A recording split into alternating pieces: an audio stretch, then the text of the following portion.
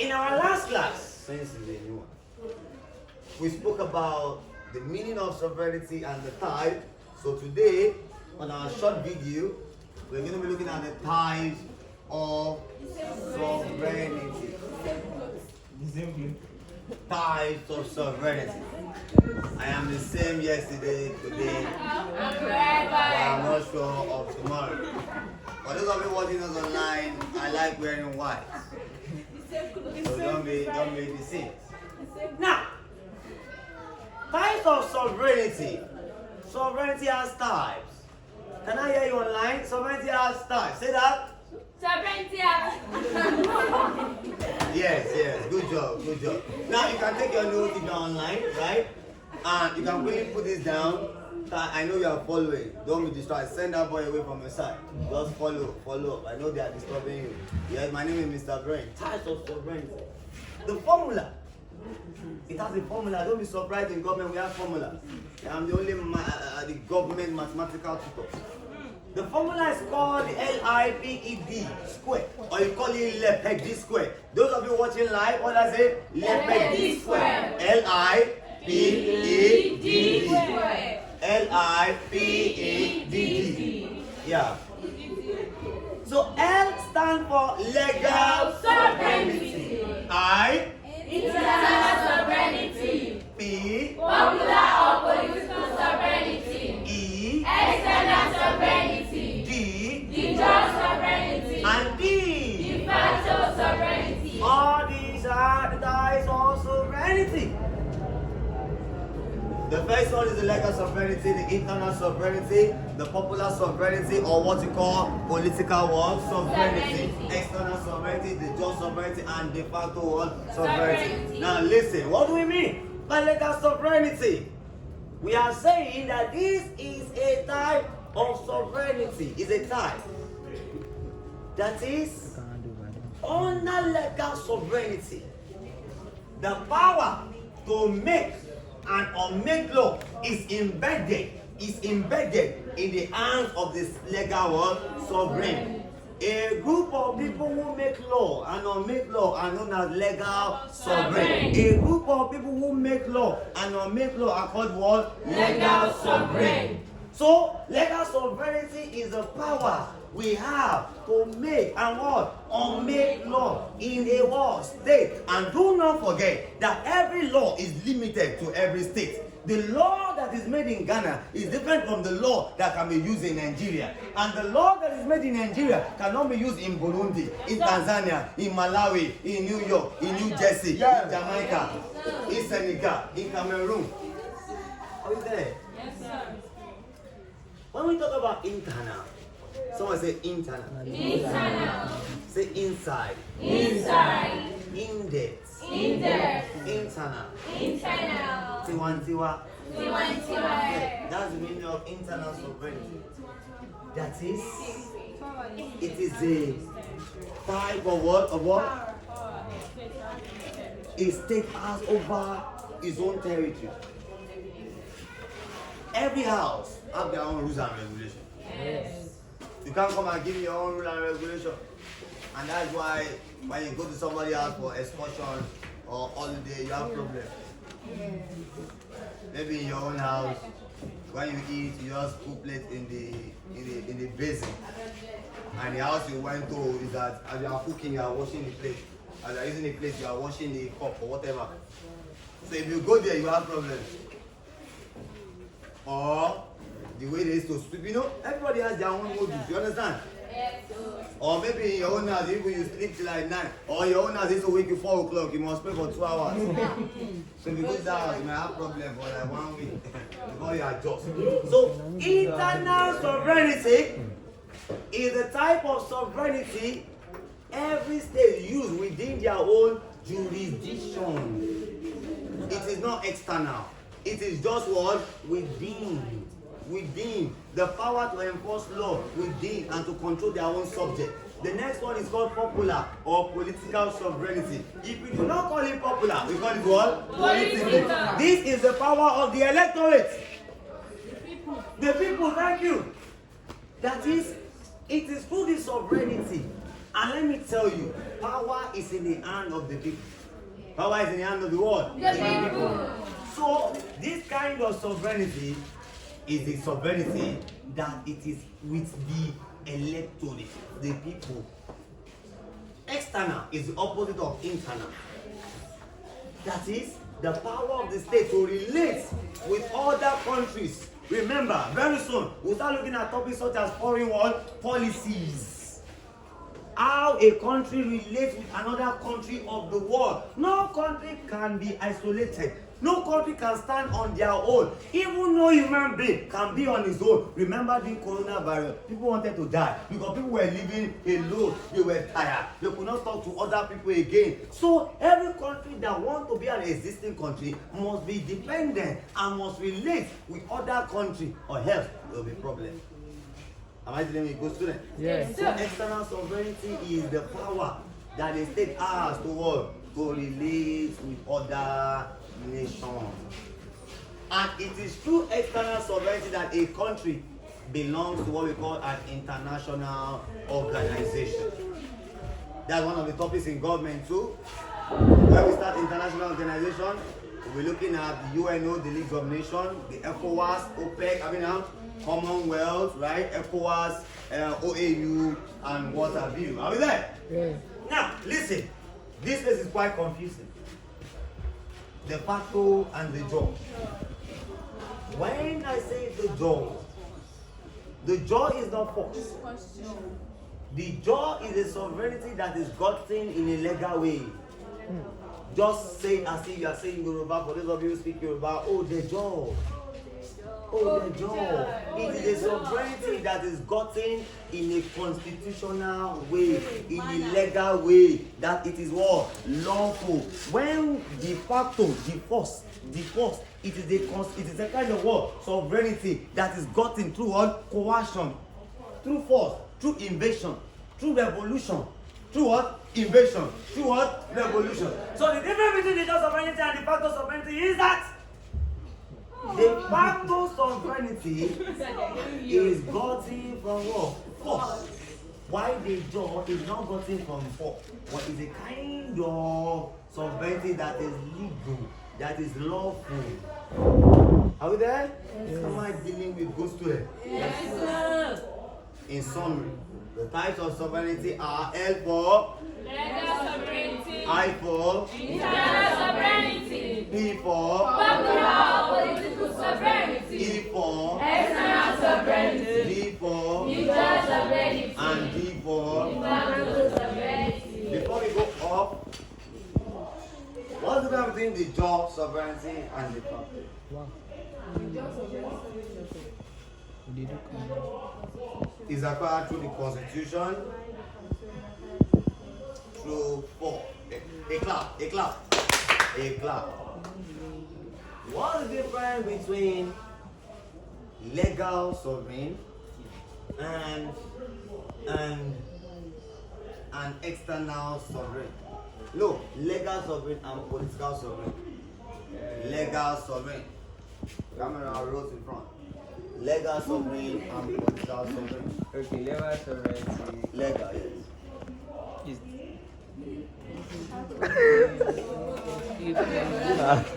Okay, who knows? Yes. cast. Legal sovereign. Is the power to make law. The power to what? Make law. Why political or popular sovereign? Is the power at the end of the Of the people. Very good. So now, let's really join this video with this location. Now, when we are saying location of sovereignty, we are saying where is sovereignty residing? In some people's house, sovereignty is in the hand of the mother. In some people's house, sovereignty is in the hand of the firstborn. Because it's the firstborn that has money, so you can control the father. Hey man, sit down here. Hey mother, I be him mother, sit down here. So where is sovereignty residing? Hello, do you want to follow me? Yes, sir. Alright, let me be your Moses, be my Israelite. Now, in your exam, if they ask you, now where is sovereignty located? Maybe in a federal government, I will tell you what to tell them. If they ask you that where is sovereignty located in a unitary government, I will tell you. If they ask you where is sovereignty located in a military government, I will tell you. If they ask you where is sovereignty located in a monarchical government, I will tell you. If they also ask you where is sovereignty located in a democratic country, or what they call the electorate, I will also tell you. If I forget any before the end of the video, I'll remember. If they ask you where is sovereignty located, if you are using a federal government, the sovereignty is located in what we call the Constitution. It's located where? The Constitution. Where? Constitution. Remember, Constitution is a topic. And there are types of Constitution, right? We have written and what? Unwritten. Rigid and what? Flexible. Flexible and what? Rigid. Written and what? Unwritten. Let's say that we are perfect. Unwritten and what? Written. Rigid and what? Flexible. So in a federal government, the sovereignty, okay, is located not just in the Constitution, but it is located in the written word Constitution. It is not located in the Constitution, but in the word written word Constitution. In the word written word Constitution. In the word Written Constitution. There is a gargantuan difference.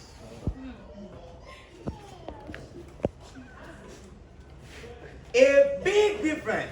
That's what I mean by gargantuan.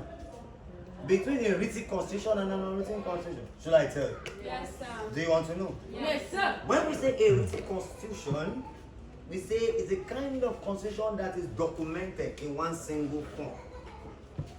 And when we say unwritten, we are not saying we didn't write it at all. Hey, that's not what I'm talking about. We wrote it, but it is not contained in one single word document. Example of an unwritten constitution, we have the Magna Carta Constitution of the UK. Wow. In the 12th century. The Magna Carta. I was so young then. Yes, sir. In the 12th century. When the Magna Carta Constitution was introduced. That's about almost 1,000 years ago. You don't know who I am. For those of you online, you know who I am. Where are we? What are we talking about? Federal. So where is sovereignty located in a federal government? Written Constitution. Now, when they ask you, tell them I told you that in a unitary government, and for those of you that do not remember what the unitary system of government is, by ending of this month, we will look at forms of government. And unitary government is one of the first forms of government we are going to look at. Am I dealing with good students? Yes, sir. When we talk about uni means one. A kind of government where power, authority is highly concentrated in the hand of a single central word, authority. Therefore, sovereignty in a unitary government is located in the central word, government. Sovereignty is located where? In the central government. Sovereignty is located where? In the central government. That is for a unitary government. But in a federal government, it is where? Written Constitution. But in a unitary government, it is here. Central government. I remember in 1966, Nigeria used a unitary government. You remember too, right? Thank God you were born too.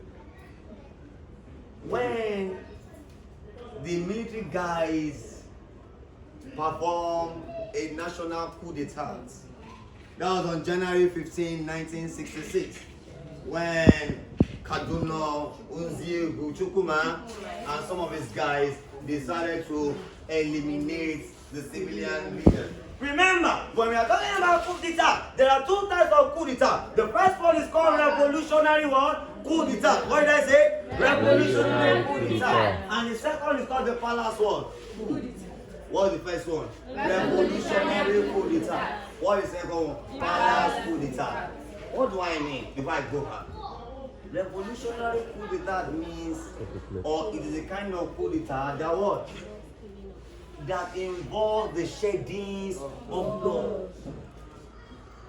And one of those coup d'etat you can remember in Egypt, when we went for excursion, I told you and I showed you how Gamma Abdul-Nazar decided to overthrow who? King what? Pharaoh of Egypt. And later when we went to Ghana, Togo, right? You remember when we were in Togo? I told you how Nasingbe what? Eyadema of Togo killed who? Olympia what? Silvano. And when we came back to Nigeria, we saw what happened in 1966. That was Kaduna what? Unziegu, when they killed the life of Tafa Balewa. SL, Akintola, Abubakar, Amadou, Bello, Festus Okotie, Ebo, and the likes of them. They wiped them all. So in 1966, when Agun Yorosi, Agun what? Yorosi, I know his full name is Oriki very well. I was his name means everyone. Major TJ, Agun Yorosi, Johnson, that's this J, Johnson. Let me keep that for myself. Johnson, Agun what? Yorosi. He was the first, for those of you online, let me spell it for you very well. Johnson. What I call the J? Johnson. Wow, Johnson. Aguiyi. Who was the first military war head of state in Nigeria in 1966? In 1966. That was in 1966. And the first person was Johnson what? Aguiyi what? So in a unity government, it is the central government. In the military, let me go here.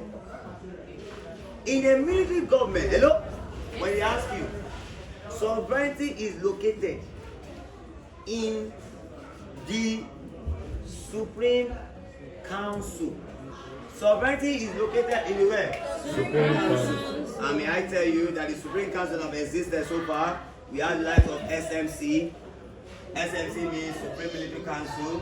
We have AFRC, Armed Force Ruling Council, and we have PRC, Provincial Ruling Council. So sovereignty is located in the Supreme Council. Either SMC, Supreme Military Council, was used by Buhari and the likes of them.